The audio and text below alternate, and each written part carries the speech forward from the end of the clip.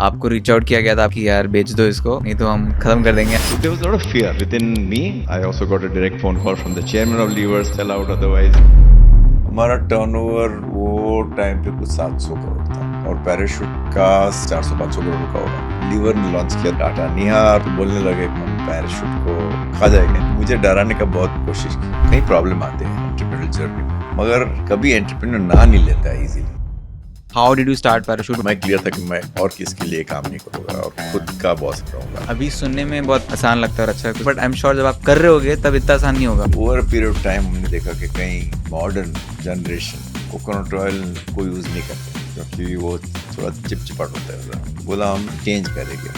Normally some people use it for after wash, तो हमने एक कैंपेन किया, apply oil 1 hour before shower. मैं इस एड का शिकार हो गया। तो उससे भी सेल बढ़ गया। एंड जब आप ये कर रहे थे, आपका पर्सनली टाइम कहाँ जाता था? ये हमारे एफएमसीजी सेक्टर में ज़्यादा कंसंट्रेशन कोई भी सीईओ का मार्केटिंग और सेल्स डिस्ट्रीब्यूशन पे ज़्यादा रहता है, वहीं ज़्यादा वैल्यू क्रिएट होती है। मेरे को कि टॉप 3 वैल्यूज। एक तो जो आपके 2 बहुत ही अच्छे लीडर्स एक दूसरे से लड़ाई करते हैं, उसमें क्या करते थे?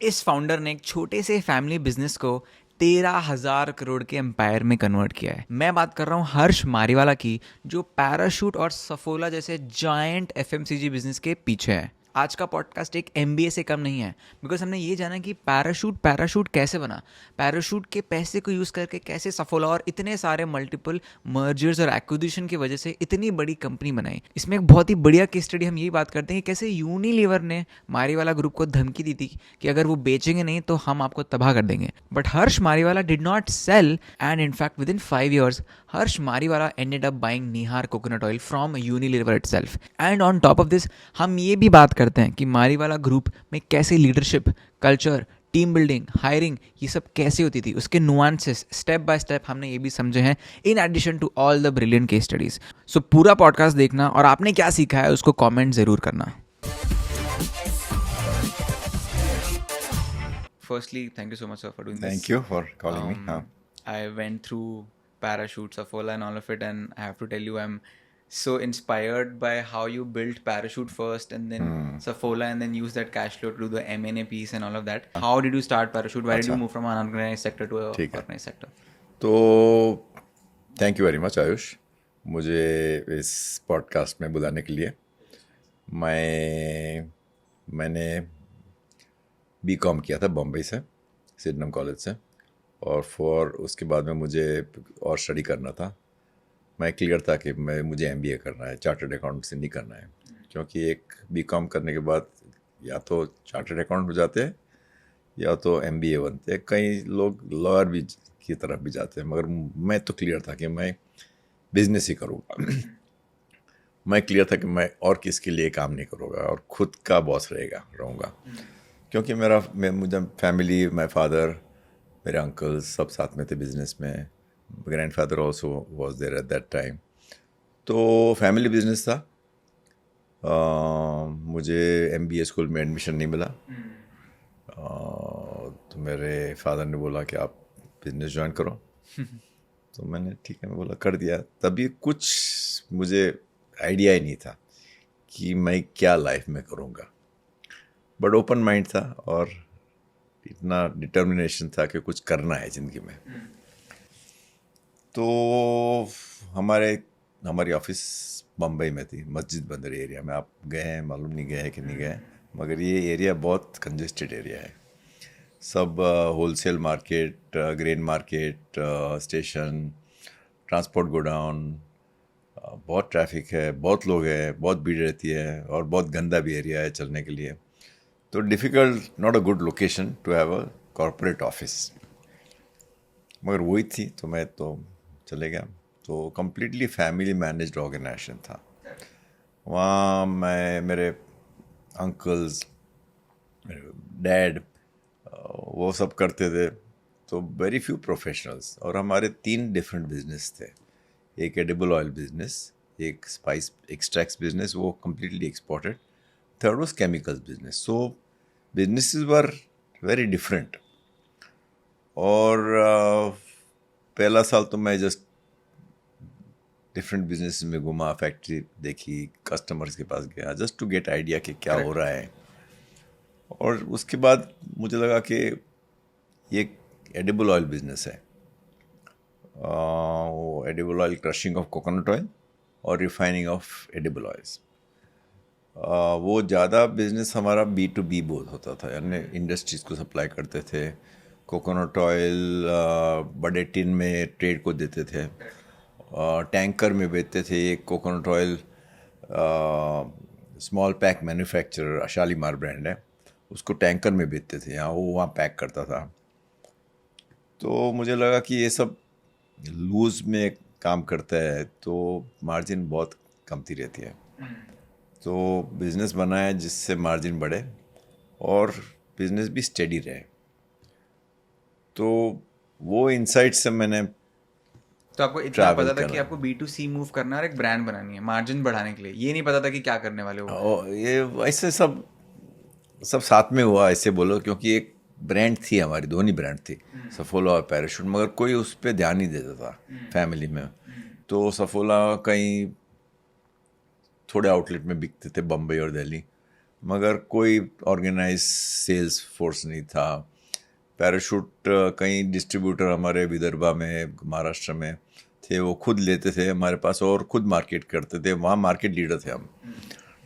तो मैं बोला कि अभी वहाँ बिकता है पैराशूट, तो ऑल इंडिया में क्यों नहीं बिकता है? क्योंकि एक सबसे हमारी क्वालिटी सबसे अच्छी थी और उसके कारण लोग, डीलर्स हमारे बड़े डब्बे लेते थे 15 किलो के, और वो लूज बेचते थे ट्रेड को, कंज्यूमर को। अच्छा। तो तभी तो ज़्यादा लूज कोकोनट ऑयल यूज़ होता था और पैक कमती था।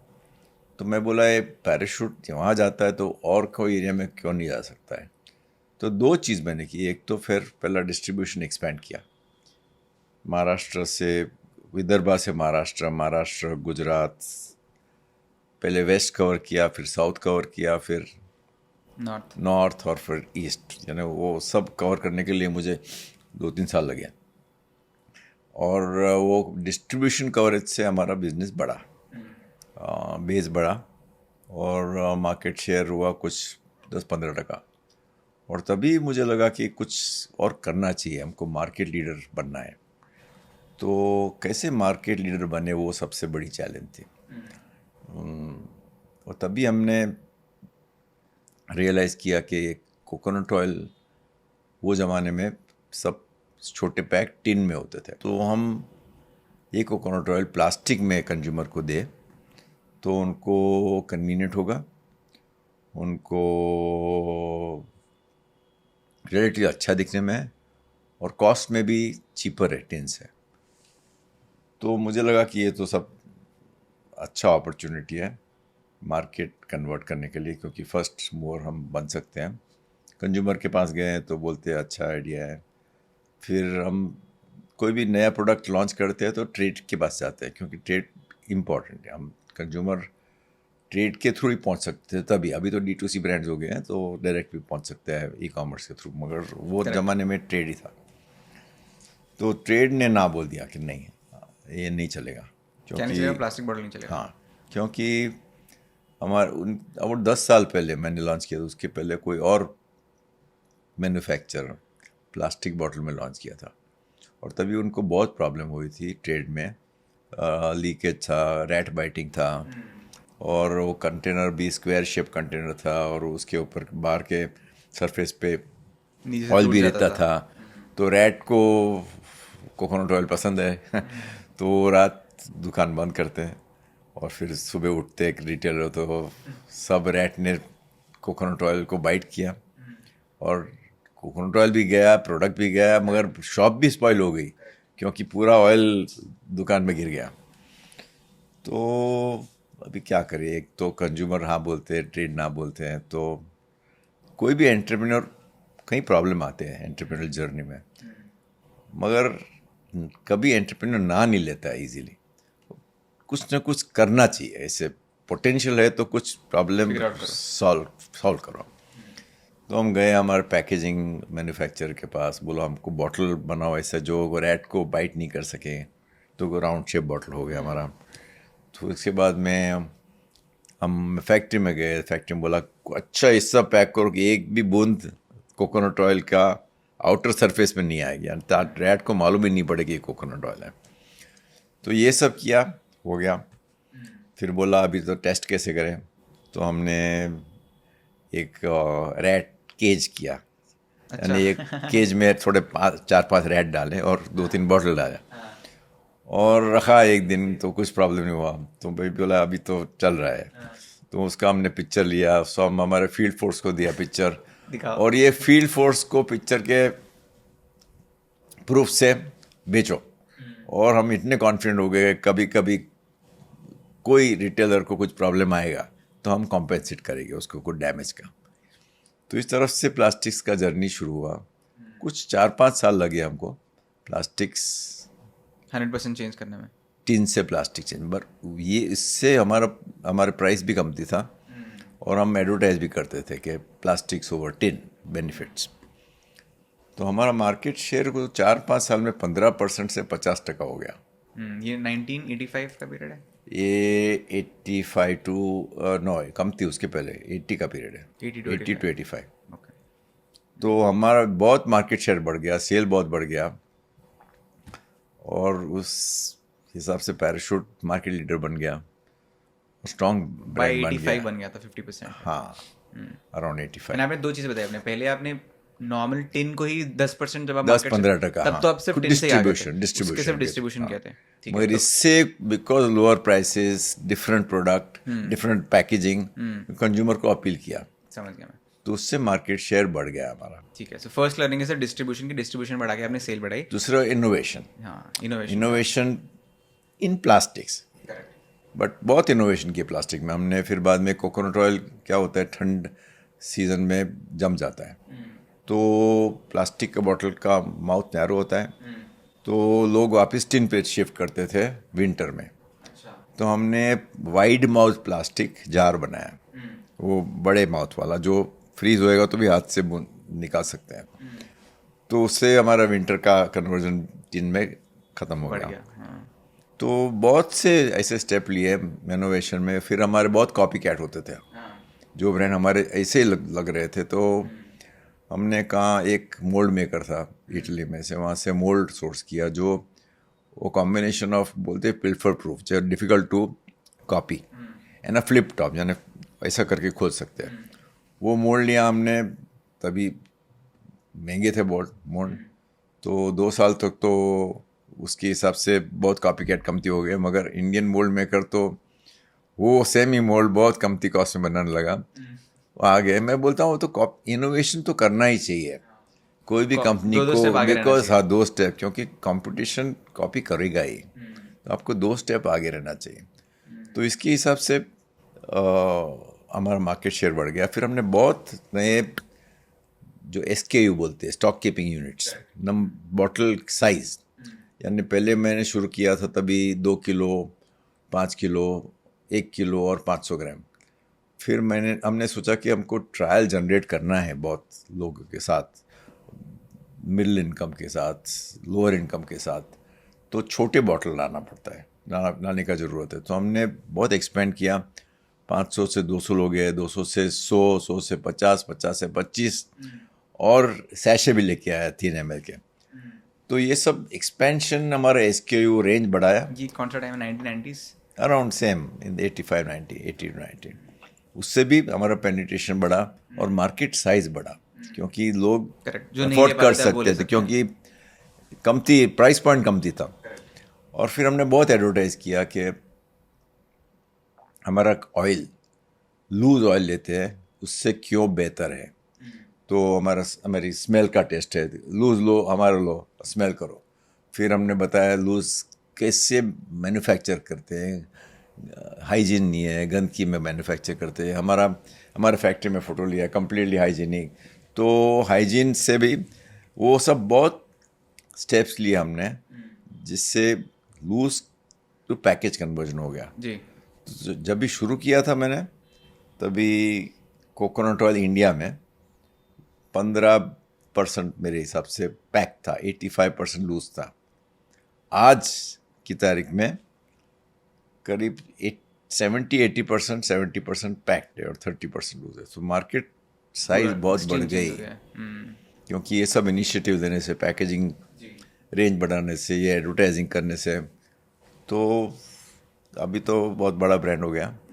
और फिर हमने सोचा अभी क्या करें उससे, तो बट इधर भी इससे पहले आप आगे बढ़ो, आपने इनोवेशन तो बताया, मतलब अभी सुनने में बहुत आसान लगता है और अच्छा लगता है सुनने में, बट आई एम श्योर जब आप कर रहे होगे तब इतना आसान नहीं होगा। मतलब जो आपने प्रोडक्ट के बारे में बताया, स्ट्रक्चर कैसे था, मतलब ये अपने आए कैसे, आप ये राउंड शेप करेंगे, ये ऐसे ही बातें करके लोग से कैसे करेगा, क्योंकि कहीं भी इनोवेशन, कोई भी इनोवेशन में एक आदमी का काम नहीं होता है, ज़्यादा करके टीम वर्क होता है। तो ये एक पैकेजिंग का सवाल था, पैकिंग का, कैसे पैक कर उसका सवाल था। तो कोई कंसल्टेंट नहीं था वो दिन, हमारा खुद के आदमी से। मैं भी जाना चाहता हूँ, मतलब आप खुद टीम लेके आते थे, टीम बोलते थे के, बैठो और करो हाँ उस पे। अभी करो कुछ, अभी आइडिया दो हमको कैसे सॉल्व करने का प्रॉब्लम वो। तो फिर सेल बढ़ा बम्बई इंडिया में, तो हमने सोचा कि अभी और आउटसाइड इंडिया लेके जाएंगे हम। तो पहले तो मिडिल ईस्ट में हमारा ऐसे स्मगल होता था, और कोकोनट ऑयल बैंड था एक्सपोर्ट के लिए, स्मगल होता था, हाँ प्री 1991। तो मिडिल ईस्ट मार्केट में जहाँ इंडियंस, पाकिस्तानी, बांग्लादेशी रहते थे, वहाँ यूज़ करते थे स्मगलिंग रूट से। तो हमने वहाँ एक गवर्नमेंट तभी रिफॉर्म्स है, परमिशन लेके आया हम कि हमारे पैक कोकोनट ऑयल को डीरेगुलेट करो, अलाउ करने दो एक्सपोर्ट। तो वो हो गया। तो पहले तो मिडिल ईस्ट मार्केट हमने एक्सप्लॉइट किया। फिर हमने देखा कि बांग्लादेश मार्केट बहुत बड़ी मार्केट है, वहाँ लोकल ब्रांड है, और वहाँ सब कोकोनट ऑयल टिन्स में ही है। तो सोचा कि जो इंडिया में किया हमने वो इनोवेशन वहाँ लेके जाएंगे तो वहाँ हम सक्सेस ला पाएंगे। तो हम बांग्लादेश ने शुरू किया इधर से एक्सपोर्ट करने का। और जब इनोवेशन, 3-4 इनोवेशन हमने इंडिया में किए थे, सब साथ में इनोवेशन वहाँ डाल दिए बांग्ला, और ज़्यादा एग्रेसिव गए क्योंकि हमको मालूम था कि इंडिया में इतना सक्सेस है तो वहाँ आना ही है सक्सेस। तो उसके कारण हमारा बांग्लादेश में बहुत अच्छा सक्सेस हो गया। बांग्लादेश में हमारा मार्केट शेयर 80% है और बहुत बड़ी मार्केट है। इंडिया की सबसे बड़ी कंपनी वहाँ पे ना, जो लिस्टेड भी है वहाँ पे। करेक्ट। तो बांग्लादेश में अच्छा सक्सेस आया। फिर बोले कि अभी क्या करेगा, पैराशूट इतने ब्रांड अच्छे हैं, तो कोई भी ब्रांड जो स्ट्रांग होती है उसकी कुछ प्रॉपर्टी होती है कि क्या प्रॉपर्टी, क्या ब्रांड स्टैंड करती है किसके लिए। तो पैराशूट ब्रांड स्टैंड करती है नरिशमेंट और ट्रस्ट और कोकोनट इक्विटी, क्योंकि coconut it associate with coconut. तो हमने एक कंसल्टेंट के पास गए, पहले हम बोला पैराशूट ऐसा लोग को लगे कोकोनट के साथ इन्वॉल्व है, नॉट कोकोनट ऑयल। तो parachute connection with goodness of coconut है, नॉट कोकोनट ऑयल। तो वो हमने कैंपेन शुरू किया और फिर बोला कि हम बोले क्या क्या कर सकते हैं। तो कई साल में, उसके बाद 10-15 साल में कोकोनट और कोई एक्सटेंशन लेके आया, Parachute ayurvedic, Parachute aloe vera, Parachute jasmine oil, Parachute hair cream, और अभी हमने पैराशूट बेबी प्रोडक्ट्स ही है। बांग्लादेश में हमने पैराशूट शैम्पू, बेबी प्रोडक्ट, तो होल रेंज जो बोलते हैं ना ब्रांड एक्सटेंशन होता है, strong brand over personal products, वो सब एक्सटेंड किए हैं। तो इसके कारण तो पैराशूट ब्रांड बहुत स्ट्रॉन्ग हो गई है, क्योंकि एक तरीके से एक यूनिफॉर्मिटी है कोकोनट से और पर्सनल प्रोडक्ट में एक्सटेंड हो गई है। करेक्ट। यहाँ पे भी एक बार मैं फिर से ये बॉटल भी दिखाना चाहूँगा। आपने अब ऐसे बहुत ही मतलब लेसन्स आप बहुत सारे एक साथ दे रहे हो, तो मैं एक बार हाँ जी मौका लेना चाहता हूँ कि जो आप बता रहे हो कंपटीशन से आगे रहना चाहिए, आप इसी की बात करते हैं, करेक्ट? कि अपने हाँ ये लुक लाइक ऑयल या हाँ कुछ यूनिक करेक्ट ना, कस्टमर को नहीं पता है उनके लिए कि मतलब क्यों किया है, ये नहीं पता उनको। बट आप कह रहे हो जब कंपटीशन कॉपी करता था वो ब्लू बॉटल का ये कॉपी करने लग गए थे, तो आपने फिर नेक्स्ट इनोवेशन लिया कि आप ये मोल्ड, क्या बोलते हैं इसको, मोल्ड ही बोलते हैं ना? हाँ मोल्ड ले आए। तो जो छोटी कंपनीज होती है कॉपी नहीं कर पा रही थी, तो आप 2 स्टेप आगे आ रहे थे। फिर जब वो 2 साल बाद कुछ नया लेके आ रहे थे, आप कुछ और नया ले आ रहे थे, तो हमेशा आगे आगे आगे। That's what you correct got it. और अभी कैप भी लीजिए आप, तो कैप खोलोगे तो इजी है। ये पिल्फर प्रूफ है, ये कॉपी नहीं, ये तो निकाल दिया आपने, पिल बोलता है ये पिल्फर प्रूफ। हाँ, ये पिल्फर प्रूफ है, यानी कॉपी नहीं। अब ये डालने ईजी है, पहला बड़ा वो था तो बहुत ज़्यादा होता था, अभी ये एक एक बूंद बूंद में आता है। हाँ, तो आपने ये इनोवेशन आप कॉन्स्टेंटली करते थे, तो प्रिंसिपल्स अगर देखें तो आप डिस्ट्रीब्यूशन कॉन्स्टेंटली बढ़ाते रहते थे ताकि आप अभी ज़्यादा भी से बढ़ते रहता है, क्योंकि पहले हम अर्बन रूरल एरिया में थे, फिर जैसे ब्रांड बढ़ी तो हम सोचा कि रूरल एरिया में जाए, तो पहले अर्बन से सेमी अर्बन, छोटे टाउन पॉपुलेशन का 15-20 हज़ार तक, फिर बाद में रूरल, अभी स्मॉल विलेजेस ऑल्सो, क्योंकि ये यूज़ होता है कोकोनट ऑयल अक्रॉस इंडिया, ज़्यादा करके यूज़ करता है मैं साउथ और वेस्ट में, मगर इंडिया ऑल इंडिया पोटेंशियल है, तो हमने डिस्ट्रीब्यूशन बढ़ाया, उससे भी सेल्स बढ़ी हमारी। मैंने एक स्टार्ट पढ़ा था कि इंडिया में 11 मिलियन आउटलेट्स कुछ हैं, जिसमें से 6 मिलियन के आसपास में आपको, which is more than 50%, and one of the highest है इंडिया में एफएमसीजी कंपनीज में। तो ये 6 मिलियन का 60 लाख कहाँ कैसे पहुंचा, मतलब डिस्ट्रीब्यूशन आपने इतना ज़्यादा, expand कैसे किया? एक तो डायरेक्ट डिस्ट्रीब्यूशन होता है, जो हमारे डिस्ट्रीब्यूटर होते हैं अप्रोच करते हैं, फील्ड फोर्स होते हैं वहाँ जाते हैं रिटेलर के पास, वो ऑर्गेनाइज डिस्ट्रीब्यूशन। और इंडिया इतनी लार्ज कंट्री है, कहीं जगह पे जाना डिफिकल्ट रहता है, तो होलसेल रूट, हम होलसेलर बेचते हैं, होलसेलर वापस रूरल एरिया में बेचते हैं। तो these are the 2 main areas. क्यों, जो भी और जो बोलते हैं डिस्ट्रीब्यूशन, अभी तो बहुत चेंज हो गया, अभी तो मॉडर्न ट्रेड आ गई, ई कॉमर्स आ गया, क्विक कॉमर्स आ गया, तो तभी तो सिर्फ डिस्ट्रीब्यूशन ही था। बट अभी बिकॉज आप इस मार्केट में भी हो, आप क्विक कॉमर्स भी करते हो, रिड्यूस भी करते हो, दोनों का कोएग्जिस्टेंस देखते हो आप, क्या इंपॉर्टेंस देखते हो, मार्केट कैसे चेंज हो रहा है, जैसे वो 75 से 25% हो गया था, अब यहाँ पे भी आपके हिसाब से वैसे ही शिफ्ट होगा कि? सो अभी तो शिफ्ट तो हो गया है मेरे हिसाब से। आज एग्जैक्ट कुछ हमारा टोटल टर्नओवर होगा, उसमें से अबाउट 80%, 75% ट्रेडिशनल डिस्ट्रीब्यूशन पे जाता होगा, और 25% मॉडर्न ट्रेड, ई कॉमर्स और क्विक कॉमर्स कॉम्बिनेशन। उसमें से मॉडर्न ट्रेड 25 में से 15 होगा मॉडर्न ट्रेड, 6-7 होगा ई कॉमर्स, और 2-3% होगा क्विक कॉमर्स। जो कि काफ़ी है, मतलब कंपेयर टू 10 साल पहले से तो। या और बढ़ते जाता है, क्विक कॉमर्स तो बढ़ेगा और मॉडर्न ट्रेड भी बढ़ेगा, मगर ये ट्रेडिशनल डिस्ट्रीब्यूशन भी रहेगा, क्योंकि इंडिया बहुत बड़ी कंट्री है, इतने छोटे छोटे गांव में, छोटे छोटे शहर में क्विक कॉमर्स नहीं जा पाएगा। हाँ, तो टियर 1 सिटीज में लिमिटेड है। एंड जब आप ये कर रहे थे 1985 to 95 वाले पीरियड में, आपका पर्सनली टाइम कहाँ जाता था, मतलब आप मार्केटिंग भी कर रहे थे, प्रोडक्ट भी कर रहे थे, इनोवेशन भी कर रहे थे, सब जगह थे आप फैले हुए थे? मुझे अच्छी टीम थी मेरे पास, तो वैसे तो CEO सब देखता है, तो मैं सब चीज़ देखता था, मार्केटिंग, मगर ज़्यादा ये हमारे FMCG सेक्टर में ज़्यादा कंसंट्रेशन कोई भी CEO का मार्केटिंग और सेल्स डिस्ट्रीब्यूशन पे ज़्यादा रहता है, क्योंकि वहीं ज़्यादा वैल्यू क्रिएट होती है, वैल्यू क्रिएटर्स जो कहते हैं। तो प्रोडक्ट इनोवेट, जैसे आप बोल रहे थे, मार्केटिंग थोड़ा आप समझाओ ना, जैसे आपने बताया था थोड़ा थोड़ा कि आप ये मार्केटिंग कर रहे थे, बट जैसे जैसे प्रोडक्ट इनोवेशन हो रहा था, आपकी मार्केटिंग टीम में क्या हो रहा था, वो किस तरीके का स्पेंड्स हो रहे थे, किस तरीके के आप कैंपेन करते हो, मतलब बहुत आइकॉनिक एड्स है पैराशूट के, जो मुझे भी अपने बचपन से याद है, वो कैसे आते थे?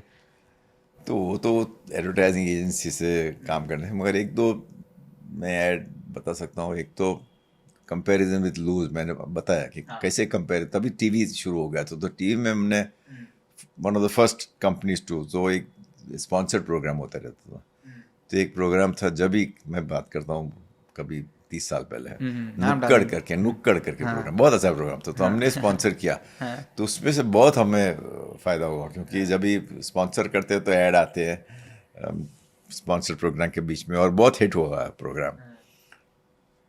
तो ऐसे स्पॉन्सरशिप करेंगे और नए नए कैंपेन लाएंगे। ओवर पीरियड ऑफ टाइम हमने देखा कि कहीं मॉडर्न जनरेशन कोकोनट ऑयल को यूज़ नहीं करते हैं, क्योंकि वो थोड़ा चिकना बोलते हैं और चिपचिपाट होता है उसका। तो हमने बोला कि ये मॉडर्न को कैसे कन्विंस करें, तो बोला हम चेंज करेंगे। आप normally some people use it for after wash, बोले पहले, तो हमने एक कैंपेन किया, 1 आवर चंपी किया। 1 आवर चंपी, तो oil apply, oil 1 hour before shower. So shampoo के पहले एक घंटे पहले चंपी। मैं इस ऐड का शिकार हूँ, फिर मैं 1 घंटे पहले लगाता हूँ। हाँ करेक्ट। तो उससे अभी सेल बढ़ गया। तो रेगुलरली इनोवेशन इनोवेट सोचना करो, मांगता है। उसमें से यूएसपी निकालो और फिर patch हम लगाओ। होली में कोई लोग कलर यूज़ करते हैं, तो कपड़े तो गंदे हो गए, बट कहीं कलर बॉडी से भी जाता नहीं है इसने होली, तो बोलते कोकोनट ऑयल अप्लाई करके होली खेलो तो आपके स्किन भी प्रोटेक्शन रहेगा और कलर भी इजी से निकल जाएगा। ये भी कैंपेन हाँ, किया किया था था। ठीक है। एंड सफोला कब आया इस पिक्चर में?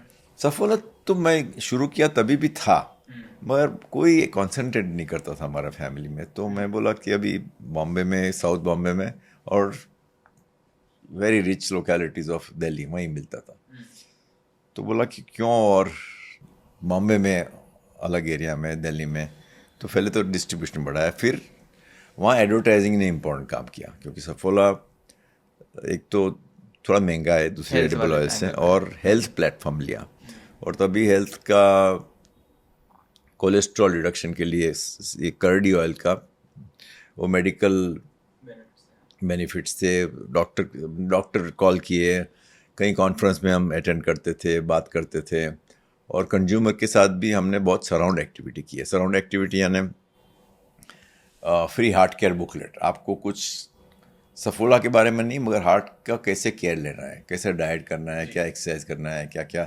और क्या प्रिकॉशन लेना है, तो हमने फ्री एड देने का शुरू किया। फ्री कोलेस्ट्रॉल चेकअप कैंप लिया, वो सफोला हार्ट डे होता है, वर्ल्ड हार्ट डे, वहाँ सफोला सबसे ज़्यादा एडवर्टाइज करता था, तो बहुत बहुत अच्छे अच्छे किए, उससे सेल बढ़ा बट अब सफोला इतने का। मार्केट के आगे कैसे थे? मतलब 40 साल पहले से हाँ, वो सब वो हार्ट के बारे में सोचना, हेल्थ के बारे में कौन सोचता था? मतलब सही बात है, 1980s में। Absolutely right. तो हाउ डिड यू और like who had that insight? That was launched by my uncle, but it was not executed. वो आइडिया पेपर पे ही था। मगर मुझे पहले से ही हेल्थ से बहुत ज़्यादा वो क्या बोलते हैं, कनेक्शन है। अभी भी मैं बहुत हेल्थ पे ध्यान देता हूँ, मेरी हेल्थ पे, वेट है, खाना है, क्या है, तो उससे, और बहुत सराउंड एक्टिविटी की है, जो सफोला का नाम भी नहीं था, सफोला फ्री या heart care booklet, Saffola free camp, तो वो सराउंड हमारे एक सफोला हेल्दी हार्ट फाउंडेशन है। आप वो सफोला हेल्दी हार्ट फाउंडेशन की वेबसाइट पे जाएगी, पूछेगी आपको डाइट कौन सा, और इंडिया में डिपेंडिंग ऑन कहाँ से आते हैं डाइट अलग ही रहता है, तो आप गुजराती है तो आपको गुजराती फूड ही चाहिएगा, अब नॉर्थ इंडियन गुजरात, तो customise diet for heart care for different communities, you know, we did in that Saffola healthy heart foundation. मैंने ये पढ़ा था, जब स्मगलिंग वाले भी कह रहे थे मिडिल ईस्ट में जब ज़्यादा था, उनको भी आई थिंक आपने उनके एनवायरनमेंट के हिसाब से गोल्ड एक वर्जन निकाला था जो कि लोकलाइज्ड Correct. वर्जन था, एंड आपने वहाँ की कंपनी जब एस्टैब्लिश करी थी तब वहाँ के लोकल एकदम सेम लेवल के बंदे को हायर किया था, बिकॉज यूर लाइक कि नहीं, मतलब अगर हम स्टार्ट नहीं कर सकते, एक सीनियर बंदे को लेके आओ जिसको पता हो कि वहाँ मार्केट में क्या हो रहा है। सही बात है, सही तो बात है। ये सब मतलब ये तो कंटिन्यू सोचते रहते हैं, कंज्यूमर सबसे ज़्यादा फोकस कंज्यूमर पे है, और कैसे कंज्यूमर को रीच करना है, और कैसे एडवर्टाइजिंग करना है, कैसे कन्विंस करना है, कोई इन्फ्लुएंस लाना है, क्या ये गोल्ड में क्या फ़र्क पड़ेगा मिडिल ईस्ट में, वो कंटिन्यू सोचते रहते हैं।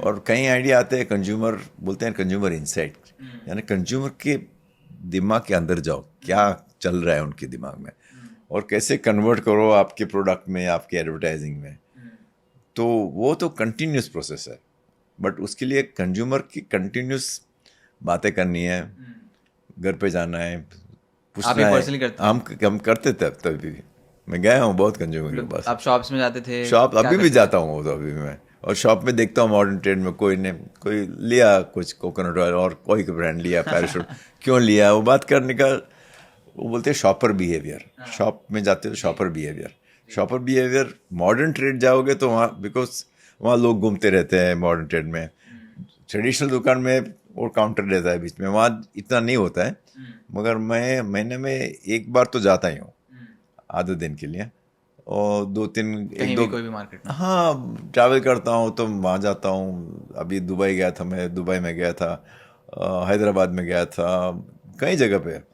अभी तो मैं मेरे ग्रैंड चिल्ड्रन उनको भी साथ में लेके जाता हूँ कि चलो आप देखो कैसे हो रहा है आपका बिजनेस, और मार्केट में जाते हैं, बात करते हैं रिटेलर से, कंज्यूमर से बात करते हैं, और फिर बाद में हमारे फील्ड फोर्स होता है ना, जो उनके साथ आधा पौना घंटा बिताता हूँ, क्योंकि क्या चल रहा है, कौन सा प्रोडक्ट चल रहा है, कौन सा नहीं चल रहा है, आपके हिसाब से किस में ज़्यादा पोटेंशियल है, किस प्रोडक्ट में प्रॉब्लम है, तो क्या बोलते हैं ऑन ऑन द ग्राउंड क्या हो रहा है उसका जी, जमीन से कनेक्शन होना चाहिए कोई भी सीईओ। ठीक है। फिर आप सफोला के बारे में बात कर रहे थे कि आपने फिर लॉन्च किया था, फिर क्या वैसे बड़ा फिर सफोला भी टिन में था, टिन में प्लास्टिक कन्वर्ट किया। Over a period of time Saffola medical opinion change हुआ। पहले कर्डी था, कर्डी ऑयल और सैफलॉवर ऑयल। उससे लोग बोले, मेडिकल बोले अभी तो ब्लेंड्स चाहिए हमें, तो ब्लेंड्स हमने शुरू किया। सफोला गोल्ड, सफोला एक्टिव, वो 2 ऑयल के ब्लेंड होते हैं, राइस ब्रांड, सैफलॉवर ऑयल, ऐसे करके। तो उससे भी कंज्यूमर का कुछ एक्स्ट्रा बेनिफिट मिला। फिर सफोला ओवर पीरियड टाइम बोला ऑयल से कहाँ जाएंगे, तो बोले अभी हेल्दी स्नैक्स जा सकते हैं जो हार्ट के साथ, हेल्थ के साथ कनेक्शन है। तो हमने सफोला ओट्स लॉन्च किए। पहले सफोला प्लेन ओट्स थे। प्लेन ओट्स में हमारा कुछ डिफ्रेंशिएटर नहीं था, वो केलॉग्स है और दूसरी ब्रांड है, क्विकर है, ऐसे ही प्रोडक्ट था। तो कोई कंज्यूमर के लिए सक्सेस करने के लिए कुछ इनोवेशन चाहिए। तो हम वापस कंज्यूमर के पास गए कि कैसे आप बनाते हैं ओट्स, और कई कंज्यूमर ने बोला कि हमें इंडियन होने से सेवरी ओट्स, यानी ज़रा तीखा, मीठा और तीखा ओट्स चाहिए, ऐसे सिर्फ मीठा ओट नहीं चाहिए टेस्ट में। तो हमने सोचा कि अभी मैगी मसाला मैगी नूडल्स किया, ये हम ओट्स में क्यों नहीं करें ऐसा। तो हमने बहुत रिसर्च किया, कंज्यूमर रिसर्च, कौन सा टेस्ट प्रेफरेंस है। तो हमने लॉन्च किया एक तो पेपर ओट्स, एक टमाटो ओट्स और एक मसाला ओट्स, और हमने फर्स्ट लॉन्च किया। उसके कारण अभी मसाला ओट्स का मार्केट, नया मार्केट हो गया, जिस 300 करोड़ का मार्केट हो गया हमारा, उसमें 80% मार्केट शेयर। हमारा प्लेन ओट्स में 15% मार्केट शेयर था पहले, क्योंकि हमारा कोई डिफरेंशिएटर नहीं था, ब्रांड का डिफरेंशिएटर था। तो बिकॉज मसाला ओट्स क्या सेल बढ़ गया, तो कई कस्टमर प्लेन ओट्स भी सेम लेते हैं जी, तो उसका मार्केट शेयर भी हमारा 30-35% हो गया, 30% डबल हो गया। हाँ, तो वो continuous interaction with consumer, category creation, ये तो कंटिन्यूस करना ही पड़ता है। वो तो that is the job of a CEO and the team, you know. मुझे ये केस स्टडी की बात करनी है क्योंकि आई थिंक बहुत ही डिफाइनिंग केस स्टडी है। जितना मैंने बाहर से देखा है, निहार वाले जो केस स्टडी थी, आपको रीच आउट किया गया था, आपको बोला गया था, सीईओ ने आई थिंक डायरेक्ट कॉल किया था, आपको बोला था कि यार बेच दो इसको, नहीं तो हम खत्म कर देंगे, हम इतनी बड़ी कंपनी है, ये वो एक्सेट्रा एक्सेट्रा, एंड आपने बोला नहीं हम नहीं करेंगे। तो सबसे पहले तो आपने वो कन्विक्शन कैसे आया, मतलब बहुत दम लगता है कि मतलब किसी इतनी बड़ी कंपनी को बोलना कि नहीं मैं खुद कर लूंगा। ये बात थी 1997 में, 97-98 की बात है। तभी हमारी कंपनी पब्लिक हो गई थी जी, लिस्ट हो गई थी मार्केट में। हमारा टर्नओवर वो टाइम पे कुछ 700 करोड़ था, और पैराशूट का सेल उसमें से याद नहीं, मगर 400-500 करोड़ का पैराशूट का होगा, सबसे इम्पोर्टेंट 60-70 हीरो प्रोडक्ट। हम उसके बोलते हैं रिसोर्स जनरेटिंग इंजन, यानी सबसे रिसोर्स करते हैं, जनरेट करता है, सब कुछ वहाँ से आता है। हाँ। तो लीवर ने लॉन्च किया, 2 ब्रांड एक्वायर की थी उन्होंने, टाटा ऑयल्स की, टाटा निहार और एक कोको केयर जी, और वो तो बोलने लगे कि अब हम पैराशूट को खा जाएंगे, मैरिको को ले लेंगे। और मुझे डराने का बहुत, उन्होंने बहुत कोशिश की, बैंकर भेजे, अच्छा। खुद फ़ोन आया चेयरमैन का कि आप बेच दो, नहीं तो आप तो लीवर से फाइट नहीं कर पाओगे। तो एक तरीके से जरा थोड़ा डर भी गए थे जी, इतना डर नहीं गए थे थोड़ा कि कुछ मतलब होएगा तो कैसे, अभी हमारा खुद पूरा चले जाएगा। तो 2 मुझे ऑप्शन थे, एक ऑप्शन बेच देना उनसे, दूसरा ऑप्शन फाइट करेगा। तो मैंने सोचा कि मैं मेरी टीम ने सब मिल के सोचा कि क्या कर सकते हैं वो क्या कर सकते हैं। वो एक क्वालिटी में हमारी क्वालिटी सबसे अच्छी थी, तो क्वालिटी में हमको मार नहीं सकते हैं। कॉस्ट में भी हमने बहुत काम किया था, कॉस्ट स्ट्रक्चर के लिए उनको एक्सपीरियंस नहीं, उसमें वो कॉस्ट इम्प्रूवमेंट नहीं कर सकते। 2 जगह पे वो हमको हर्ट कर सकते हैं। एक तो मार्केटिंग स्पेंड, यानी खर्चा एडवर्टाइजिंग में, बिकॉज मच बिगर कंपनी, और दूसरा डिस्ट्रीब्यूशन में। तो हम बोले कि ठीक है, मार्केटिंग स्पेंड हम मैच करेंगे। वो 1-2 साल जब भी तक फाइट रहेगी ओह वाओ। तो हमारे प्रॉफिट नहीं ग्रो होएगी, मगर हम ज़्यादा मनी एडवर्टाइजिंग में डालेंगे। तो एक वो डिसीजन ले लिया। दूसरा डिसीजन लिया कि हम रूरल एरिया में हम वीक है तो कैसे, हमने स्टेप्स लिए, वो सुपर डिस्ट्रीब्यूटर्स बोलते हैं, उनसे डिस्ट्रीब्यूट करके रूरल एरिया में चले गए। फिर मुझे मेरे एक दोस्त ने बोला कि आप अहमदाबाद जाओ। तभी निरमा ब्रांड थी, निरमा डिटर्जेंट। उन्होंने लीवर्स को बहुत फाइट दी थी डिटर्जेंट में, चीप डिटर्जेंट में। तो करसन भाई पटेल को मिल के आओ। तो मैं उनको मिलने गया अहमदाबाद। वो बोला नहीं आप ले लो, आप तो आपकी कंपनी है तो आप तो खुद इन्वॉल्व हो गए, यानी आपका पूरा इन्वॉल्व होगा। लीवर्स में तो चेयरमैन बोलता है मगर कोई आदमी 2-3 लेवल बिलो काम करता होगा, तो आपका फुल अटेंशन इस पे उसका होएगा, मगर इतना सब टॉप अटेंशन इस पर नहीं होगा। तो आप थोड़ा तकलीफ होगा आपको, मगर आप झेल पाओगे। तो उन्होंने लॉन्च किए 1 बार 2 बार 3 बार, और हाँ, हमारे मार्केट शेयर पे कुछ असर नहीं पड़ा, उनका मार्केट शेयर बढ़ा। 15% पे आ गया था हाँ, 8-9 से 12-15% पे आ गया, मगर हमारा मार्केट शेयर नहीं गिरा, और कोई वीकर प्लेयर का मार्केट शेयर हो गया। और फिर क्या हुआ मालूम नहीं, लीवर में कुछ इंटरेस्ट कमती हो गया उनकी साइड से, तो उनका मार्केट शेयर गिरने लगा। वो लोग एडवर्टाइजिंग भी नहीं करते थे बाद में, कमती, तो उनका मार्केट शेयर घटने लगा। और मैं उनके लीडर्स को पहचानता था, मैं गोल्फ खेलता था 1-2 लीडर के साथ। तो मैं बोला अभी आप ध्यान नहीं दे रहे इस पे तो आप क्यों नहीं बेच देते मुझे। तो कुछ 2-3 साल के बाद में उन्होंने डिसीजन लिया बेचने के लिए वो ब्रांड। मुझे लगा मेरे पास ही आएंगे, आप ले लो, मगर वो स्मार्ट थे, वो बोलते हैं हम ऑक्शन करेंगे। तो ऑक्शन किया तो सब इंडियन मैन्युफैक्चरर, हम, डाबर, गोदरेज, इमामी, सब ने कोटेशन डाला, कोट दिया। तो हम तो बहुत एग्रेसिव थे, क्योंकि मुझे मिस नहीं करना था ये अपॉर्चुनिटी, क्योंकि वो ब्रांड उन्होंने जो ज़्यादा वो स्ट्रॉन्ग ईस्ट में था और मुझे और कंपटीशन नहीं लेना था। तो हमने बिड दिया, सबसे बहुत ज़्यादा बिड दिया, तो हमारे हाथ में आ गई वो ब्रांड। कुछ 200 आई थिंक 215-16 करोड़। एंड आप फिर ईस्ट में भी डिस्ट्रीब्यूशन आपको मिल गया, तो अब नॉर्थ साउथ तो वेस्ट बहुत एक तरीके से बहुत अच्छा एक्विजिशन रहा, क्योंकि ये तो हमको कंप्लीट कंट्रोल था सप्लाई चेन पे, हमको मैन्युफैक्चरिंग पे, कॉस्ट सोर्सिंग पे, तो बहुत अच्छा एक्विजिशन रहा है। ये कौन सा पीरियड था, 97 टू? नहीं, ये हुआ, उन्होंने बेचा ब्रांड हमको 2002 में। 2002 में? पहले 97 में आपको फ़ोन आया था? लेकिन फ़ोन आया था, 2-3 साल एक्टिव प्रमोशन किया उन्होंने, और उसके बाद 1-2 साल में उनका इंटरेस्ट कमती हुआ, तभी उन्होंने बेचने का डिसीजन लिया। सेकंड मूवमेंट की तरफ मैं जा रहा हूँ, which is mergers and acquisition, जो आपने काफ़ी, I think one of your strategic था। बट उसके पहले भी एक्सपेरिमेंट, आपने, आपकी एक लाइन है मैंने लिखी थी, experiment aggressively and fail intelligently is what you had mentioned. इस पे थोड़ा आपको बताओ कि फेलियर्स क्या हुए थे। क्योंकि जब भी कोई भी कंपनी, कोई इंडिविजुअल कुछ इनोवेशन करना चाहता है तो 100% श्योर नहीं है कि चलेगा कि नहीं। बिल्कुल। मार्केट रिसर्च कर सकते हैं, मार्केट रिसर्च में सब आंसर नहीं आते एक्यूरेटली। तो मेरा मानना है कि कुछ इनोवेशन आपने आइडिया आया तो टेस्ट करो कंज्यूमर के पास। आपको रिस्क ज़्यादा होएगा तो स्मॉल स्केल पे टेस्ट करो, जो हम प्रोटोटाइप बोलते हैं, और जब रिज़ल्ट अच्छा आएगा तो स्केल अप करो। तो कोई भी इनोवेशन, कोई भी कंपनी, इनोवेटिव कंपनी होगी, उसके पास बहुत फेलियर होगा। कई चीज़ नहीं चली तो ठीक है, उसमें कुछ सीखने मिलेगा, वो सीखने से उस नेक्स्ट फ्यूचर में कुछ आपको लॉन्च करने में मदद आएगी।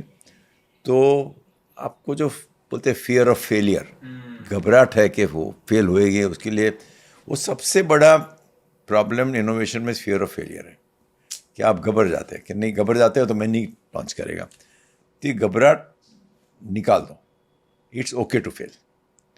Sometimes you win and sometimes you learn and not fail. So मैं एक एग्जाम्पल देगा। तो अबाउट 10-15 साल पहले हमने सोचा कि इस Saffola snacks, baked snacks launch करता। अभी कोई बेक स्नैक्स नहीं थे, सब फ्राइड स्नैक्स थे। प्रोडक्ट हुआ, लॉन्च किया, मगर मार्केटिंग माइंडसेट क्या था, सफोला ब्रांड में है तो हेल्थ फर्स्ट आना चाहिए और टेस्ट सेकंड, तो more healthy but less tasty. ये स्नैक्स ऐसी चीज़ है ना, टेस्ट इज फर्स्ट। आपको शाम को चाय के साथ, ड्रिंक के साथ कोई हेल्थ पे ध्यान नहीं देगा, टेस्ट पे लाए। तो हमने health first, test is important but health is more important, sorry, test is more important than health जी जी इन फूड। जी। तो उसके बाद में जो हमारा ओट्स का आया, तो हमने इतना सब रिसर्च किया, क्योंकि इंडिया इतनी बड़ी कंट्री है और एक एक स्टेट में डिफरेंट डिफरेंट टेस्ट प्रेफरेंस है। तो हमने साउथ में गया तो पोंगल ओट्स लॉन्च किया, तो सब स्टेट के लिए अलग अलग टाइप ऑफ ओट्स लॉन्च किया। उससे कुछ बहुत सीखने मिला वो इंसिडेंट से, उसके कारण हमारा ओट्स का मार्केट बढ़ी और क्रिएट कर ब्रांड भी स्ट्रांग हुई। एंड इसमें एक बार आप कोई फेलियर के बारे में बता सकते हो जहाँ पे आपने ऐसे एक्सपेरिमेंट किया था बट फेल भी हो गया था? ये तो यही आपने- हुआ ना, स्नैक्स तो फेल हो गया ना, फिर Snacks निकाल fail दिया हमने, अच्छा बंद ही कर दिया। बंद ही कर दिया फिर बाद में। और हमारा अपॉर्चुनिटी था, अभी तो बहुत ब्रेक्स ना गया, मगर हमारा अब अपॉर्चुनिटी चली गई। मगर ठीक बहुत है, ahead of the time थे आप तो। Ahead of the time. ये 2010 का टाइम था ये हाँ, अराउंड 2010 या। और 2002 हमने से तभी वो भी लॉन्च किया था, क्या बोलते हैं, फैब्रिक सॉफ्टनर। अभी तो वो बहुत भी आ गया है अब आ फैब्रिक, गया है, तभी correct। लॉन्च किया, बहुत पहले लॉन्च किया, ठीक है, अभी नहीं अट्रैक्शन है। इतना आगे कैसे थे आप? मेरे को तो ये समझ वो में नहीं आ रहा है। क्या होते हैं, कुछ ना कुछ कंज्यूमर स्टडी करता है, कंज्यूमर को क्या प्रेफरेंस है, और कई ट्रेंड्स आती है, इंटरनेशनल ट्रेंड्स है। तो इंटरनेशनल ट्रेंड मेजर करो, क्या हो रहा है वो कंट्री में, वेस्ट में क्या हो रहा है? वेस्ट में। तभी फैब्रिक सॉफ्टवेयर में बहुत बड़ा मार्केट था, यहाँ क्यों नहीं है, मगर वो कनेक्टेड क्या है उससे, वॉशिंग मशीन से कनेक्टेड है। तो वॉशिंग मशीन में स्टैटिक इलेक्ट्रिसिटी पैदा होती है, तो फैब्रिक सॉफ्टनर सॉफ्ट, तो उसमें रहते हैं सॉफ्ट और easy to use in a washing machine. अभी वॉशिंग मशीन का सेल भी और पेनिट्रेशन भी इंडिया में बढ़ गया, तो सॉफ्टनर का मार्केट भी हो गया।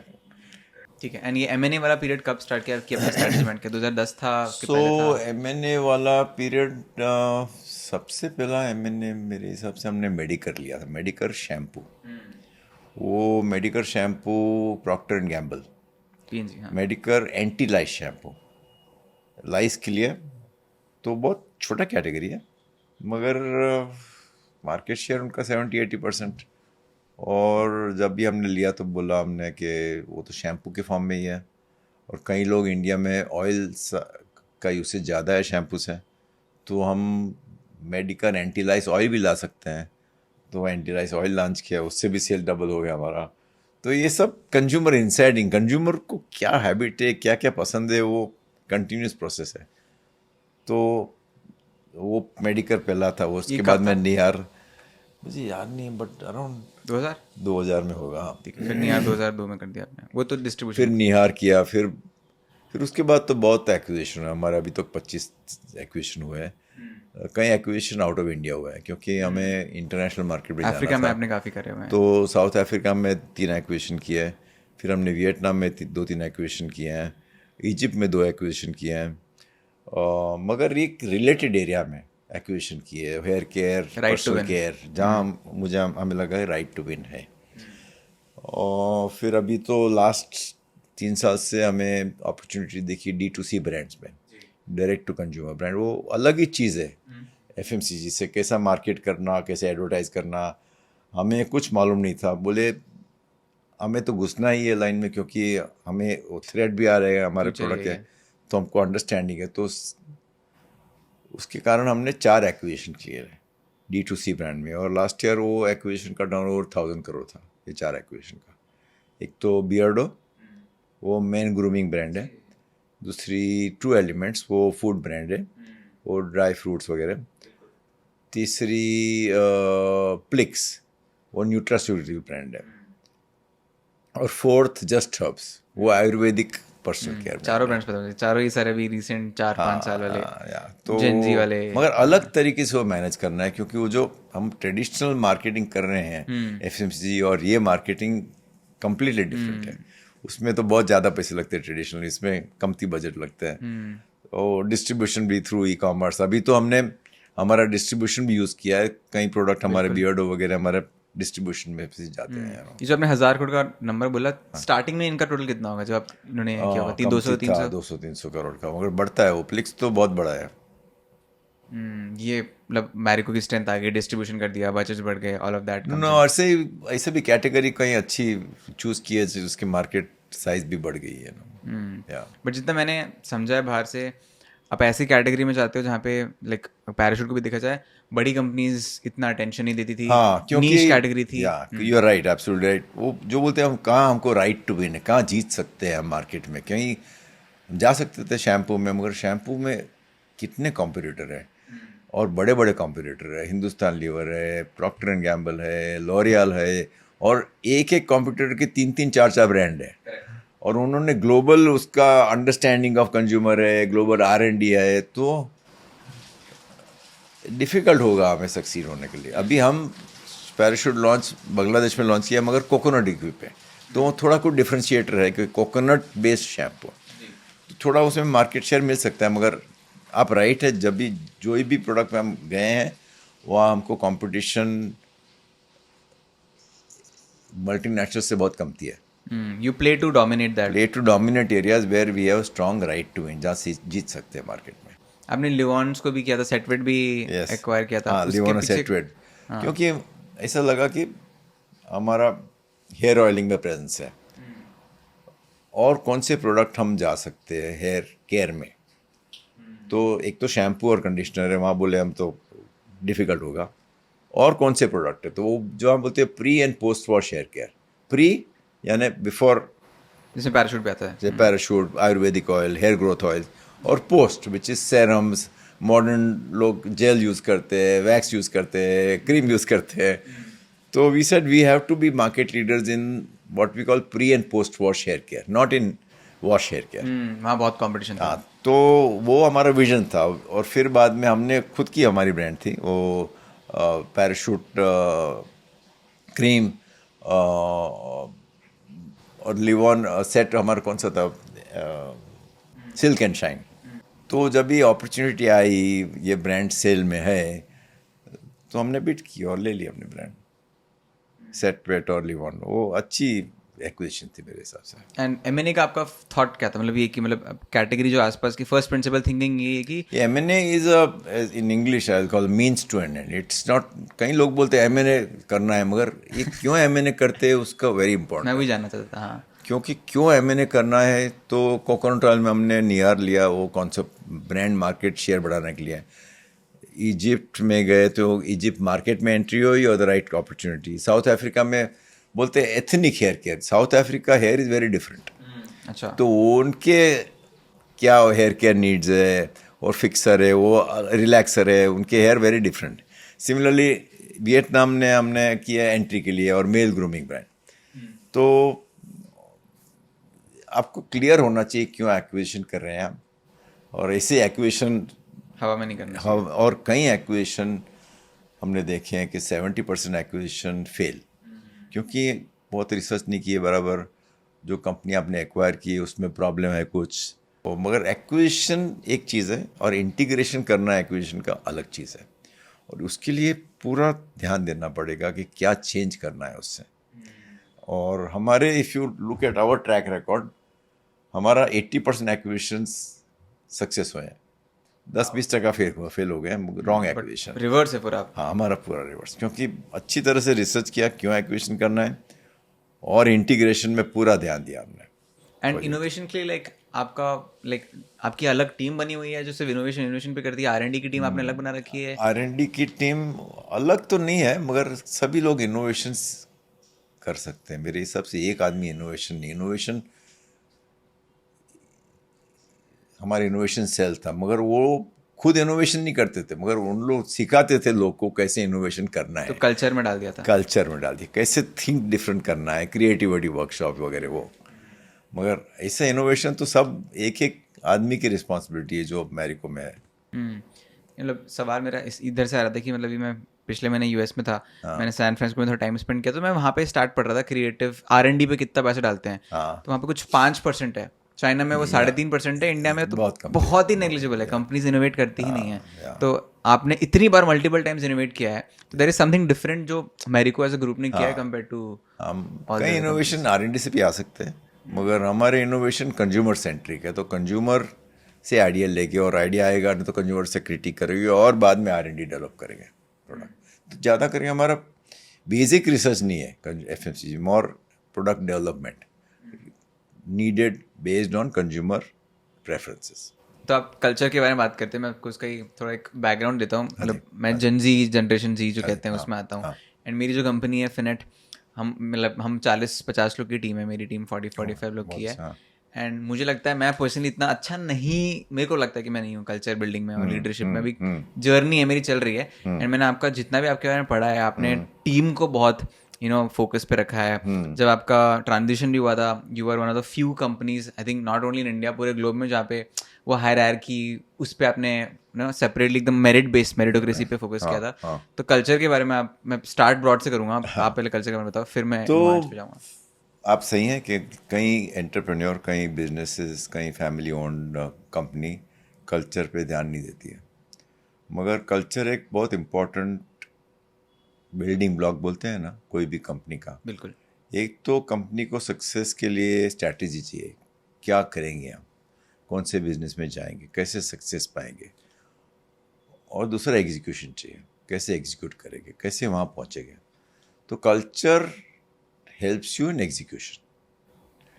तो कैसी लोग किस तरह से बिहेव करने चाहते हैं, कैसे कंपनी इनोवेटिव हो सकती है, वो जब भी मैरिको फॉर्म किया तभी मेरे बैक ऑफ द माइंड बहुत इम्पोर्टेंट था।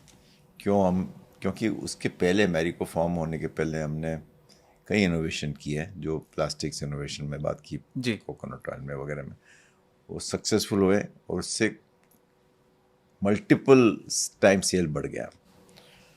तो एक तो बिलीव था कि हमको कंटिन्यूस इनोवेशन करना चाहिए, क्यों तभी भी हम सक्सेस होएंगे, और सक्सेस होने के बाद भी कंटिन्यूस इनोवेशन होना चाहिए। सो कल्चर ऐसा होना चाहिए जब कि innovation happens at all levels. तो कैसे करना चाहिए वो सबसे मेरे हिसाब से मेरे मगज में था। तो culture which comprise of very good quality talent, जहाँ क्वालिटी ऑफ लोग काम करते हैं, या इंजीनियर हैं कि चार्टर्ड अकाउंटेंट है कि मैनेजमेंट ग्रेजुएट्स हैं, उनको दिमाग अच्छा चाहिए और उनकी एटीट्यूड भी अच्छी चाहिए चाहिए ना। वो जो लोग सोचना चाहिए कि मेरी कंपनी है और ओनर मैं ही ओनर हूँ, ओनरशिप। हाँ। तो कैसे ओनरशिप माइंडसेट लाएं आप प्रोफेशनल्स में, वो बहुत इम्पोर्टेंट है। उसके लिए आपको एम्पावरमेंट करना पड़ेगा, क्योंकि आप कई लोग को बताना होगा कि कैसे ऑर्गेनाइजेशन कहाँ जा रहा है, कैसे जाएगा। उनको कंटिन्यूस इन्वॉल्वमेंट करना पड़ेगा, तभी उनको मालूम पड़ेगा क्यों मैं कर रहा हूँ ये। अच्छी बुरी दोनों, अच्छी बुरी दोनों, और एम्पावरमेंट देना चाहिए। अभी आप करो यंग एज पे, तो उसके लिए हमारा वो ऑर्गेनाइजेशन स्ट्रक्चर बोलते हैं, वो फ्लैट है, number of layers from top to bottom. तो if you have good quality talent and flat structure, automatically leaders will be forced to empower others. And और innovation के लिए क्या चाहिए? Openness and trust, क्योंकि innovation एक आदमी की रिस्पॉन्सिबिलिटी नहीं है, मल्टीपल डिस्कशन होते हैं, क्रॉस फंक्शनल इशू होते हैं। तो ओपननेस कैसे लाई जाए, तो तभी से सब लोग हमें एक दूसरे को फर्स्ट नेम से बुलाते हैं। अच्छा। हमारी ऑफिस उसके पहले थी वो ओपन ऑफिस, अभी भी नीचे ऑफिस, मेन ऑफिस है, ओपन ऑफिस है, सब लोग देख सकते हैं क्या लोग करते हैं। हम ओपन रिलेशनशिप रिव्यू होते हैं, ओपन हाउस होता है हर साल, सब ऑल इंडिया। अभी तो वर्चुअल हो गया। कोई भी हमारे मेंबर को कोई भी सवाल है तो पूछ सकते हैं टॉप मैनेजमेंट को, क्यों ये नहीं हो रहा है, क्यों ये हो रहा है। तो और एक तरीका है ओपननेस प्रमोट करने का। तो ओपन ट्रस्टिंग ऑर्गेनाइजेशन, और सबसे इम्पोर्टेंट इनोवेशन के लिए एक्सपेरिमेंटेशन। आपको आइडिया आया तो एक्सपेरिमेंट करो, ट्राई करो, घबराओ मत। तो उसका एश्योरेंस देना है हमें, कंटिन्यूस एक्सपेरिमेंट करते रहो। उसमें 4 एक्सपेरिमेंट करोगे तो एक सक्सेस होएगा, तो उसको स्केल करो। तो innovative culture happens like that and then it is led by the top, कि सबसे टॉप मैनेजमेंट को ऐसे एग्जिबिट करना चाहिए कि कंटिन्यूस करो, इनोवेशन, एक्सपेरिमेंट करो, ओपननेस करो, ट्रस्ट करो, बातें करो लोग से, कंज्यूमर इंसाइटिंग करो, आइडिया होगा तो एक्सपेरिमेंट करो, घबराओ मत फेलियर के लिए, सक्सेसफुल होगा तो और बढ़ाओ।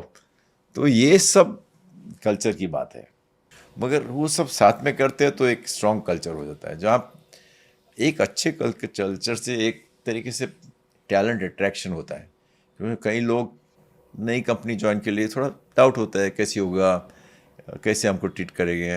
कई कंपनी में बहुत पॉलिटिक्स होता है, बहुत गॉसिपिंग होता है। मुझे वो सब एलिमिनेट करना था। ये कैसे किया आपने? ये क्योंकि हम ओपननेस है, पार्टिसिपेटिव और लीडरशिप स्टाइल, वो top management leaders have to be participative and influence will not work, so everything is on merits. तो उसके कारण हमें अच्छे एम्प्लॉय अट्रैक्ट होते साथ में रहते भी, क्योंकि वो एंजॉय करते हैं काम करना। जहाँ पूरा काम प्रोडक्टिव काम है, वो अननेसेसरी वो सब गॉसिपिंग, बैक बाइटिंग नहीं होता है। ये मैंने नेटफ्लिक्स की बुक में पढ़ा था, जो नेटफ्लिक्स की सीईओ है हाँ, ना, उन्होंने हाँ। ये पॉइंट मेंशन किया था। हमें किया था 1990 वही मैं में, कह रहा हूँ बहुत कि आपने पहले इतना बहुत पहले पहले किया कैसे मुझे। किया? हाँ, बहुत पहले किया हमें। हर चीज़ में आप काफ़ी मतलब 10-10 साल आगे चल रहे हो आप। क्या बात है, कुछ ना कुछ चल रहा है। वो CSR भी अभी आया है। हाँ 5-10 साल से अभी हम CSR कर रहे हैं 20-25 साल से। जी। 3 वैल्यूज़ कैसे जस्टिफाई करोगे मेरे को कि टॉप 3 वैल्यूज़? एक तो एम्पावरमेंट, ओके। कि लोग खुद की responsibility at an early stage मिलती है और आप खुद डिसाइड करते सकते हैं। दूसरा ओपननेस एंड ट्रस्ट, कि second and third? No, openness trust को साथ में ही रहता है। नो क्या कोई मुझे आपको कुछ पसंद नहीं, आपका कुछ बिहेवियर, तो मैं खुद बोल सकता हूँ आपको, आप ऐसा नहीं कीजिए, ये अच्छा नहीं है। कई कंपनी में ऐसा होता है, मैं 10 जन को बोलेगा ये आदमी खराब है, मगर आपको नहीं बोलेगा। ज़्यादा ही सच बोल दिया आपने। ये तो बहुत होता है। तो मैं कैसे बोलते, क्रिटिक वर्सेस क्रिटिसिज्म। ये मैं आपको बोलेगा आप यूजलेस है, ये क्रिटिसिज्म हो गया। मैं बोलेगा मगर मैं आपके जगह पे होता तो मैं ऐसा करता था, तो एक तो मेरी रिस्पॉन्सिबिलिटी आपसे मुझ पे डाल दी, तो एक क्रिटिक हो गया। फिर आप बोलेगे very good point, very bad, आप मुझे बोलेगे नहीं आप बकवास करते हैं, मैं कभी भी आपको नहीं करेगा। मगर मुझे आप बोलेगे कि हाँ अच्छा आपने किया, अच्छा है, इस कारण से मैं अग्री नहीं करता हूँ, बट आप जब भी होगा तो मेरे पास आइए और ऐसे ऐसे कंस्ट्रक्टिव क्रिटिसिज्म दीजिए, क्रिटिक दीजिए, तो मैं कंटिन्यूस देते रहेगा।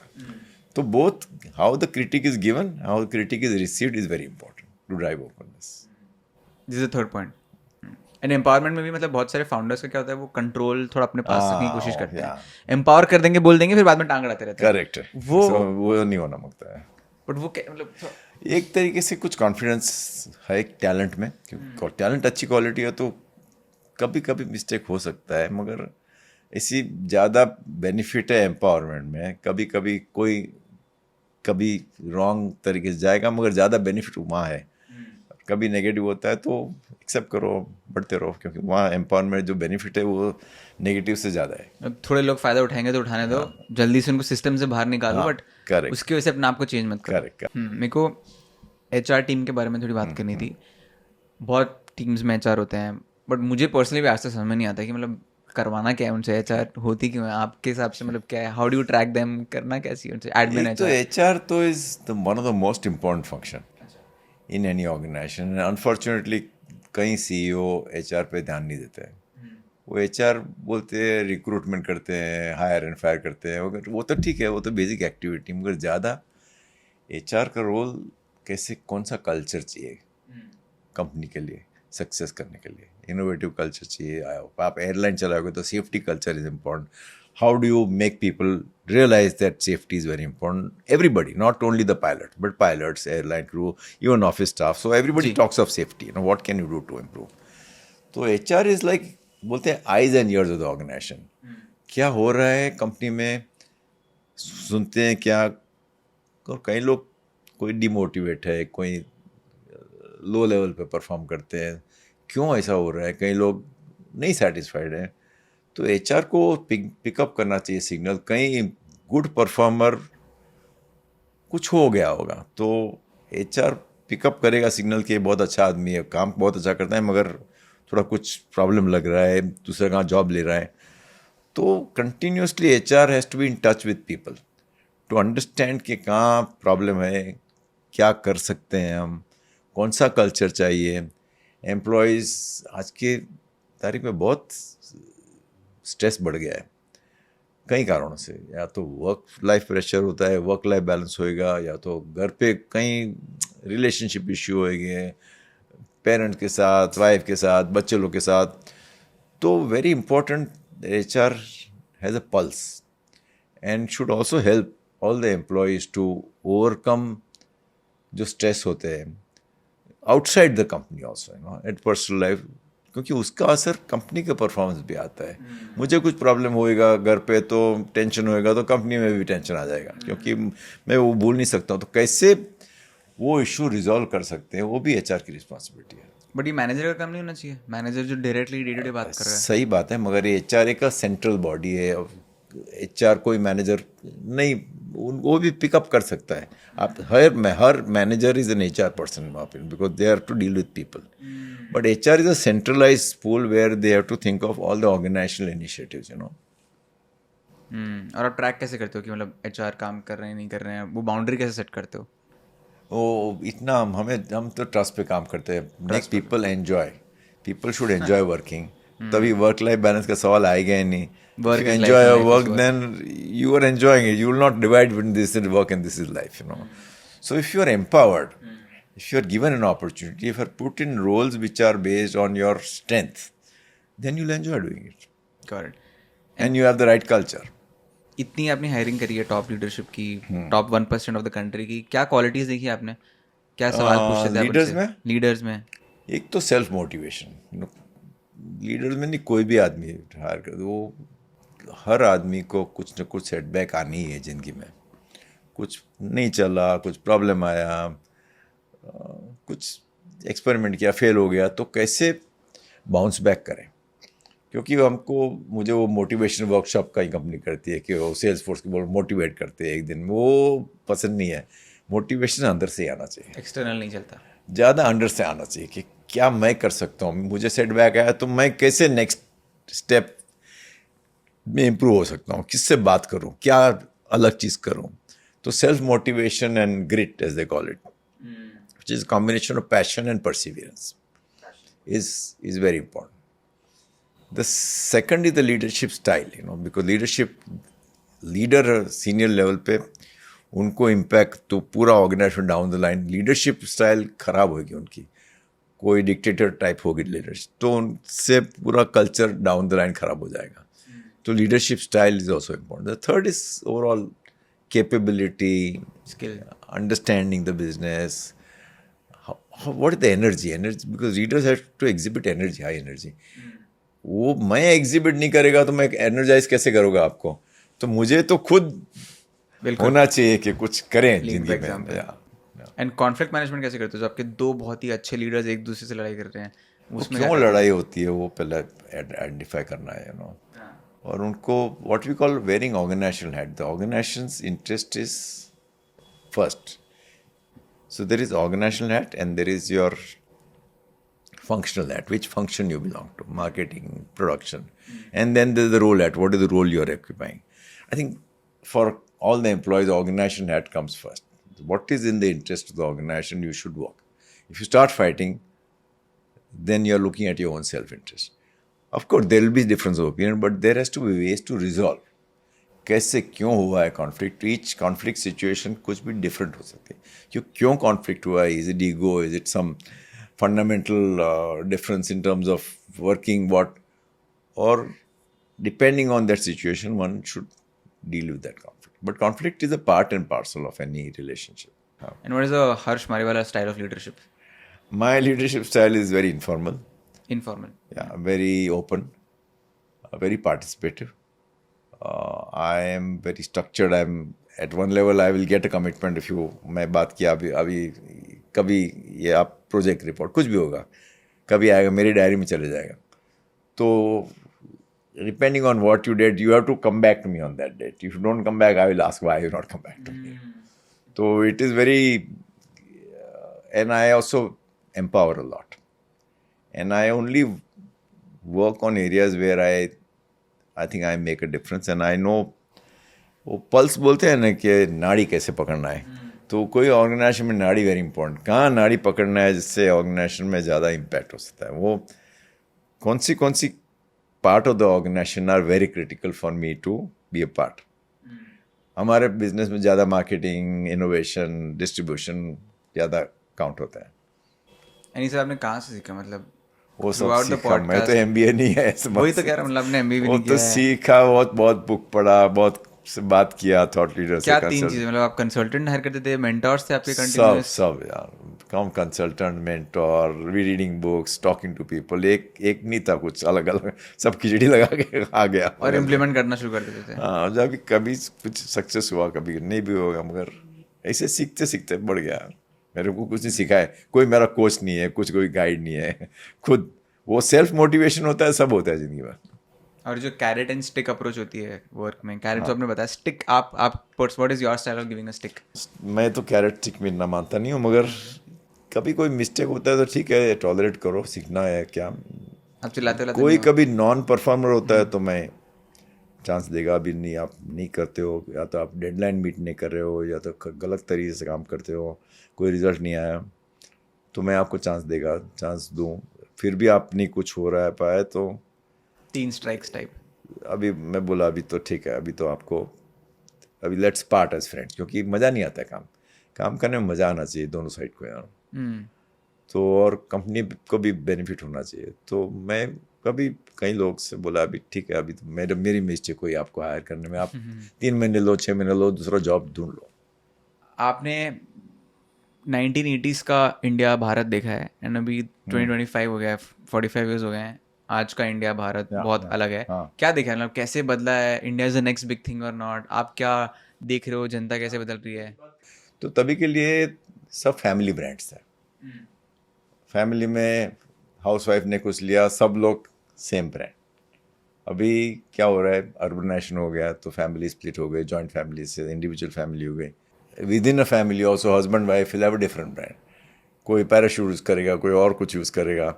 तो एक तो individual decides what brand to use that's a big shift. Second is I think aspirations, premiumization. People want better and better quality.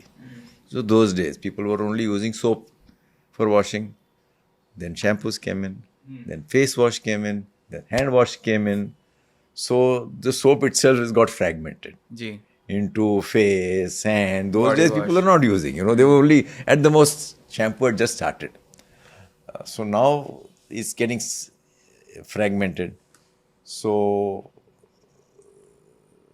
that is fragmentation, segmentation, multi-segmentation. अब D2C brand है तो multi-segmentation हो गया. Niche. Because the market is large now. और कहीं change आ गया आपको मालूम है डिस्ट्रीब्यूशन में.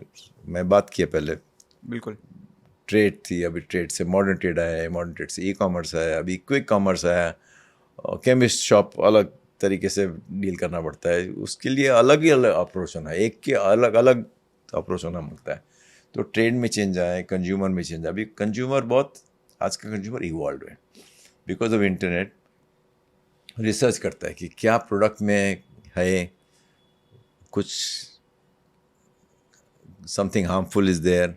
तो consumer is far more involve in understanding the product and now consumer also says that what is there a purpose behind this brand कि purpose है कि नहीं. तो purpose meaning do good quality of brand. Now Saffola has a purpose of overall health care. तो as a brand we have done many steps to improve health. Similarly Parachute also we have done what we call Kalpavriksha. तो Kalpavriksha is our way of creating a purpose in Parachute क्योंकि हम करीब 1 lakh farmer के साथ काम कर रहे हैं तमिलनाडु में, उनकी प्रोडक्टिविटी बढ़ाने के लिए।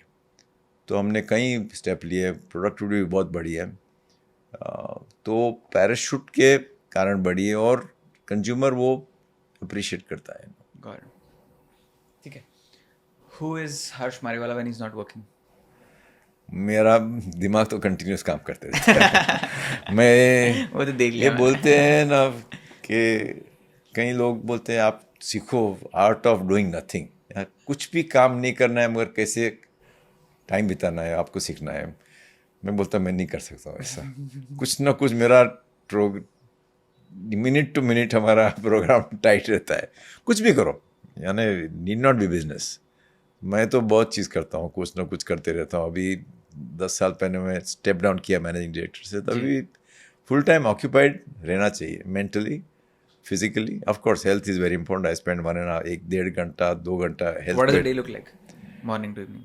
मॉर्निंग इज कितने बजे उठते हो, क्या करते हो? 7 बजे उठता है morning. Newspapers I read about 7, 8, 9 newspapers. Wow. I finish all my emails. I do social media like LinkedIn, Twitter, WhatsApp messages. वो सब सुबह 1-1.5 घंटे चला जाता है। सो सुबह मैं थोड़ा 15 मिनट का ब्रीदिंग एक्सरसाइज करता हूँ, मेडिटेशन, और 15 मिनट मैं पॉस्चर के लिए एक्सरसाइज करता हूँ। फिर ऑफिस में 9-9:30 बजे निकल जाए, ऑफिस में 4:30-5 बजे तक। और कुछ ना कुछ रहता है, ये पॉडकास्ट करते हैं, मैरिको के साथ, मेमडी के साथ बात करते हैं। बोर्ड ऑफ मैं 6-7 बोर्ड में हूँ, एडवाइजरी बोर्ड में हूँ, प्राइवेट इक्विटी कंपनी में है, मेंटरिंग करता हूँ। दूसरे मैं सन ने बिज़नेस शुरू किया, वहाँ टाइम दूसरा बिज़नेस हमने किया एक्वा सेंट्रिक, वहाँ देता हूँ। Philanthropic activity, mental health, ascent, Marico innovation foundation, सब बहुत चीज़ करता हूँ। कुछ ना कुछ रहता है बिजी रहने के लिए मुझे। और सोते कब हो आप? हाँ, सोते कब हो? फिर मैं 4:30-5 बजे निकल के फिर मैं घर पे जाके थोड़ा 10-15 मिनट का पावर नैप लेता हूँ, और 1 कप चाय पी के मैं जिम में जाता हूँ। अच्छा। 6 बजे, 6 से 7:30-8 बजे तक जिम में। मेरा ट्रेनर आता है, ये अलग अलग चीज़, एक दिन वेट्स, एक दिन फंक्शनल ट्रेनिंग, एक दिन पिलाटेस, स्विमिंग, साइकिल, सब कुछ है। और गोल्फ खेलते हैं हफ्ते में 3 बार। एंड ट्रैवलिंग वगैरह? ट्रैवलिंग होता है महीने में 5-7 दिन। अभी मैं यूरोप जाके आया हॉलीडे पे। ट्रैवलिंग होता है थोड़ा काम से, थोड़ा मेंटरिंग से। दिल्ली, पुणे में एक बोर्ड में कंपनी हो, पुणे जाता हूँ हर क्वार्टर। तो और हमने कभी घर बनाया कुन्नूर में, वहाँ जाता हूँ। मगर अभी तो कहाँ भी हो सकते हैं, काम कर सकते हैं वर्चुअली, तो इधर रहना ज़रूरत नहीं है। हाँ, आज today what drives you? Today कर लिया है making a difference, to add value to others. इतनी तो डिफरेंस बना लिया आपने। और कितनी डिफरेंस?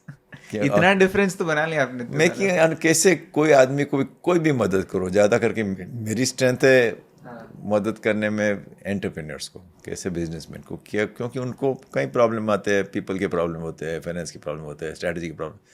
तो मैं हर महीने 25-30 एंटरप्रेन्योर को मिलता हूँ। हर महीने 25-30 ऑर्डर मिलते हो आप? हाँ, आप मेंटरिंग के लिए। तो जस्ट लाइक ऐसे ऐसे विदाउट एनी एक्सपेक्टेशन, कुछ I don't get any money और nothing. Final question is what is the absolute no for Harsh Mariwala in terms of behaviour, in terms of living a life, कि ये qualities तो बिल्कुल नहीं होनी चाहिए? No, I don't splurge money, okay? My relatively simple lifestyle. I have a good house. Money is a tool after all. इतना मैं कहाँ ऊपर नहीं लेके जाने वाला हूँ मैंने, but I can use that money for giving something back to the society rather than splurging money. So I think to me it's important to lead a good life, to set the right example, and to add value to others. और दो बताओ कोई, ये तो आपने बताया। Splurging money is absolute no-no. और दो क्या absolute no-no है? एक तो I don't like people who are egoistic. I can't. So I am very, very. I may call it humble or whatever. It's easy. I don't like people who lie and cheat. I don't like it at all. I can't deal with those people. Luckily हमारे business में कहाँ जाना नहीं पड़ता है permission के लिए, कोई ब्राइब करना नहीं मांगता है, मगर ऐसे काम से मुझे नहीं होगा कभी से। This is the third point. First आपने बोला स्प्लर्जिंग मनी एंड वो सब, सेकंड इज ईगो वाले जो लोग होते हैं, third is lying and cheating. Okay, thank you so much sir, this was Thank you. Amazing. I hope you Thank had you, fun Arush. Also. Yes, thank you. बहुत मजा आया। अगर आप एंड तक के आ चुकी हो तो आप इस चैनल के टॉप 1% व्यूअर में से नहीं बट पूरे इंडिया के टॉप 1% में आते हो. तो first of all congratulations to you and second of all make sure to like subscribe the channel and share this podcast with that one best friend of yours who will find a lot of value and will also skip MBA because this podcast was an MBA.